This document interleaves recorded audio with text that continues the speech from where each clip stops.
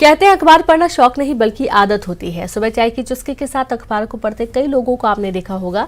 लिहाजा अखबार की आज की क्या है सुर्खियां, ये तो बताएंगे, साथ ही ये भी बताएंगे कि आज किन किन खबरों पर होगी हमारी खास नजर और खबरें क्यों बनी है खास, ये भी जानेंगे।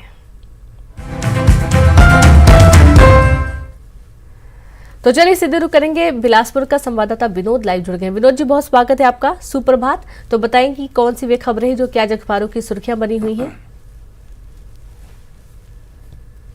सुप्रभात रीनू, आज के अखबारों की तरफ नज़र डालें तो चूंकि मौसम विभाग ने 2 दिन पहले ही ये सूचना दे दी थी कि मौसम ख़राब होने वाला है और ख़ासतौर पर उत्तरी छत्तीसगढ़ का इलाका, बिलासपुर संभाग और सरगुजा संभाग में मौसम का मिजाज जो है वो बदला हुआ नज़र आएगा। और कुछ ऐसा ही दिख रहा है जैसा कि अखबारों ने आज प्रकाशित किया है समाचार मौसम को लेकर के कि बारिश के आसार जो हैं वो दिखाई देंगे 23 और 24 तारीख को। तो अगर बात करें बिलासपुर और सरगुजा संभाग की, तो यहाँ पर मौसम का मिजाज देर रात से ही ख़राब हुआ है।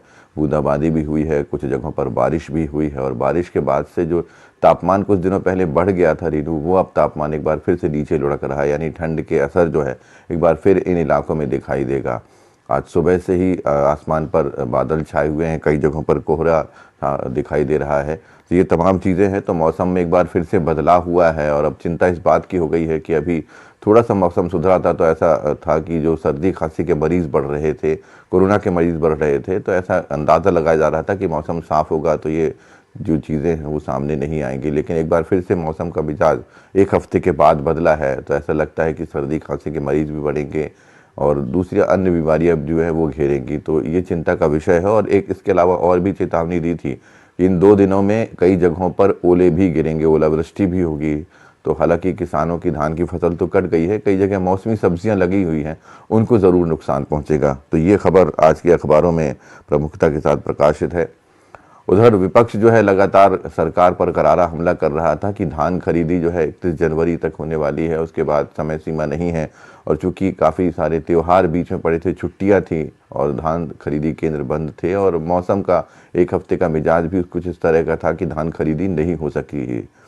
तो खुद सत्ता पक्ष के कुछ नेताओं ने और इसके अलावा विपक्ष ने भी सरकार से मांग की थी कि धान खरीदी की समय सीमा बढ़ाई जाए और उसे ध्यान में रखते हुए कलेक्टरों से प्रदेश के मुखिया ने बातचीत की थी। और उस समीक्षा के बाद कल शनिवार को जैसा कि घोषणा की गई कि अब जो धान खरीदी है वो 7 फरवरी तक के लिए बढ़ा दी गई है। तो ये खबर भी आज के अखबारों में प्रमुखता के साथ प्रकाशित है और अब 7 दिनों तक जो है किसान धान बेच सकेंगे खरीदी केंद्रों में।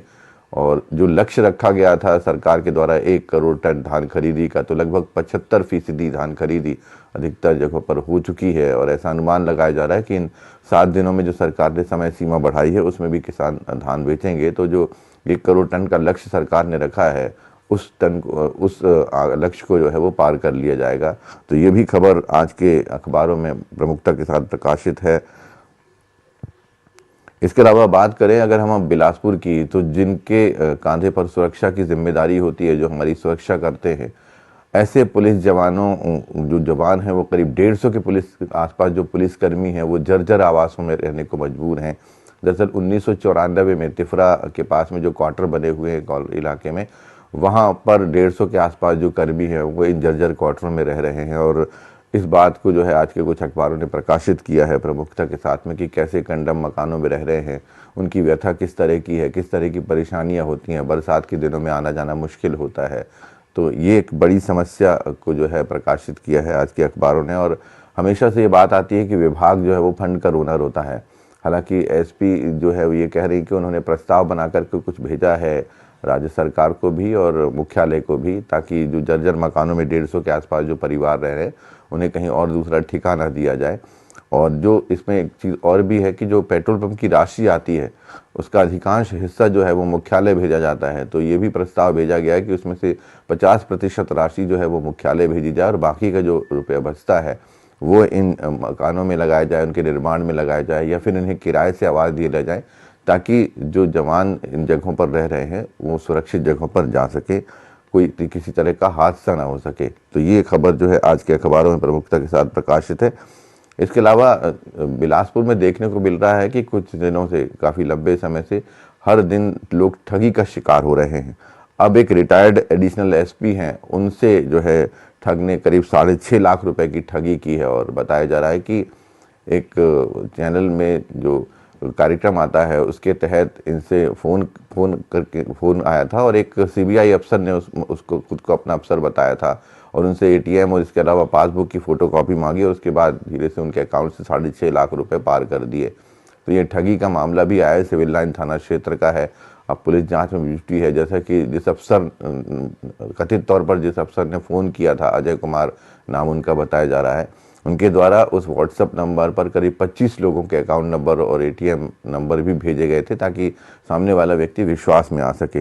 ये जो रिटायर्ड एडिशनल एसपी हैं, अभी कुछ दिनों पहले ही रिटायर हुए थे, आईजी ऑफिस में थे ये एडिशनल एसपी के तौर पर, और उनके अकाउंट से 6.5 लाख रुपए पार हुए हैं।